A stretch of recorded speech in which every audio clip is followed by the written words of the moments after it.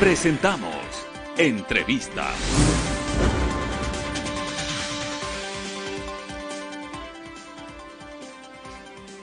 7 de la mañana, 6 minutos. Saludamos al abogado Jorge Alviar Campodónico, gerente de Seguros Medi. ¿Cómo le va? Buenos días. Hola Javier, ¿cómo le va? Buenos días. Antes que nada, comentarles que no soy abogado y mi nombre es José. Sí, no se preocupe. Gracias. Bienvenido. En todo caso, lo que sí buscamos, criterio suyo a propósito de la situación de lo del COVID-19. Hay gente que está afrontando una deuda tremenda y consecuencia de una situación de salud, pero que la sigue pagando hoy en día, ¿no?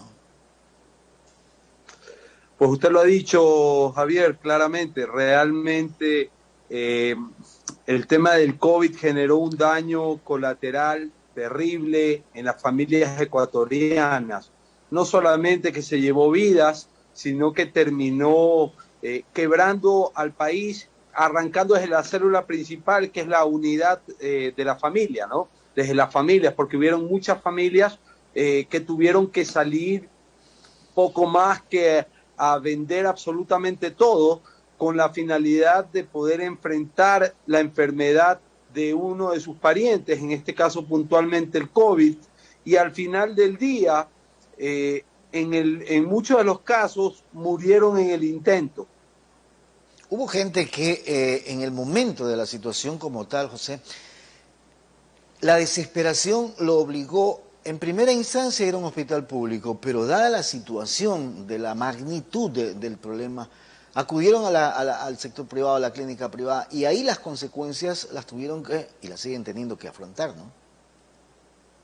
Bueno, lo que usted acaba de decir es la consecuencia de tener, lamentablemente, y tengo que decirlo con mucha vergüenza, una vergonzosa plataforma de salud pública, que en vez de haber sido la contención en una pandemia, como lo aplicaron todos los estados como política de estado, fue causa de un problema y a la larga causa de la quiebra de muchas familias, porque cuando las familias corrieron a los hospitales siguiendo el instructivo del gobierno en su momento, del gobierno del señor Moreno, nos encontramos con que no había espacios, nos encontramos con que no había insumos, nos encontramos con que no había oxígeno, con que no había medicina.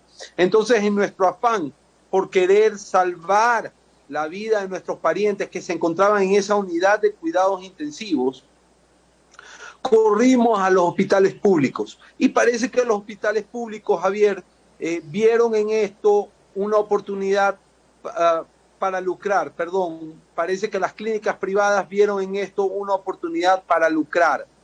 Entonces, nos topamos con durísimas realidades, por ejemplo, clínicas privadas que cobraban por una noche de cuidados intensivos entre $2.500 y $5.000, sin que hubiese ningún tipo de regulación que los lleve a los unos a cobrar $5.000 y a los otros $2.500. Porque en realidad lo que se debió haber hecho, Javier, es que el gobierno emita un decreto y bajo ese decreto obligar a las clínicas privadas a que puntualmente, por casos de COVID durante la pandemia, se aplique lo que se llama el tarifario de costos nacionales, que es un tarifario que ya está, mi querido Javier, establecido desde el 2014, bajo regulación del Ministerio de Salud, y que según la ley orgánica de salud, en su artículo 7, obliga incluso a las clínicas privadas con o sin fines de lucro a utilizarlo. ¿Por qué no se utilizó? Habría que preguntarle a los organismos que controlan y regulan la salud en este país. Y si no se lo utilizó, hoy en día, ¿qué es lo que cabe, José? ¿Quizás la reliquidación de facturas para estos pacientes o no? Hoy en día lo que cabe, Javier, primero que nada es un espaldarazo al Ministerio de Salud, que aplicando la ley, porque esto está en la ley, primero le doy un breve resumen. Por en el favor. artículo 182 de la Ley Orgánica de Salud está que claramente que el organismo que regula todas las instituciones que dan servicio de salud es el Ministerio de Salud Pública. En el artículo 7 de la misma ley orgánica también se detalla que los locales que dan servicios de asistencia privada con o sin fines de lucro forman parte de esta red nacional. En el 2014, el Ministerio de Salud emite un acuerdo ministerial donde se emite este famoso tarifario de costos nacionales, y en el artículo 2 de este mismo acuerdo se da la disposición que el ámbito de la aplicación de este tarifario nacional es obligatorio. Yo soy un hombre de libre mercado. Yo no puedo aspirar a que una clínica que invierte una determinada cantidad de dinero para dar un servicio de primer nivel, quizás se tenga que aplicar al tarifario nacional a pesar de que la ley lo indica. Pero sí creo, mi querido Javier, que en la época de pandemia, donde todos debimos y debemos ser solidarios, las clínicas también debieron haber sido solidarias y debieron haber aplicado el tarifario de costos nacionales para los casos puntuales de COVID. Porque en ese caso, usted hubiera tenido que...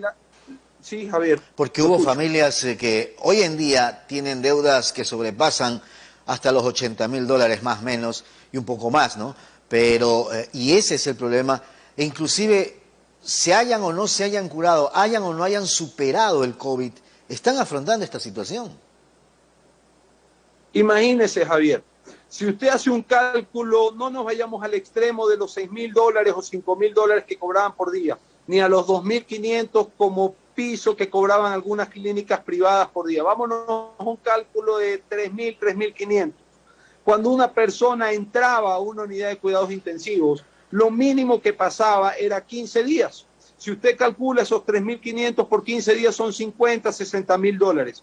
Lo que vale una vivienda que un ecuatoriano promedio se demora 20 años en pagar. Los señores de las clínicas privadas no solamente que cobraban esto sin ningún respaldo, sino con un criterio puramente comercial, sino que también exigían prepagos entre $9.000 y $20.000, exigían previo al ingreso firmas de letras, firmas de pagarés, y si usted no lo hacía, pues usted se podía morir en la vereda. Esto no es ser solidario, mi querido Javier, y por eso es que estamos aquí, conversando con muchas familias afectadas que quebraron, que tuvieron que vender todo. Imagínese, súmele esto a que en pandemia, digamos que usted salía desesperado a vender su casa y su casa costaba $100.000. Nadie le daba los $100.000, pues, claro, Javier. Claro. Como es pandemia y era una época de resentimiento comercial, le daban 30.000, 40.000. Entonces las familias ecuatorianas terminaban endeudadas, siguen endeudadas, y en algunos casos se endeudaron para poder retirar un cadáver. Increíble. Que es lo más duro, increíble, Javier. Ahora, le decía, y esto para cerrar este diálogo, José, ¿se puede reliquidar las facturas en UCI para cuando las personas que tuvieron esta afectación o no? Claro que sí se podría reliquidar. El Ministerio de Salud debería hacer una reforma a este último acuerdo ministerial y exigir a las clínicas que se reliquiden, y las familias afectadas lo que es simplemente seguir una vía legal, cobro indebido de costos, porque realmente no hay derecho que se quiebre así a las familias ecuatorianas y que solamente un pequeño y minúsculo grupo lucre del dolor que pasamos los ecuatorianos desde el año pasado a la fecha. José, quiero agradecerle por haber estado con nosotros esta mañana. Buen día. Muchas gracias, Javier. Gracias. Un buen día para usted y sus televidentes. Gracias, José Alviar Campodónico, gerente de Seguros Media. A propósito de esta reliquidación que se podría hacer de las facturas de aquellos que estuvieron en UCI a nivel privado. 7:15. Una pausa, regresamos.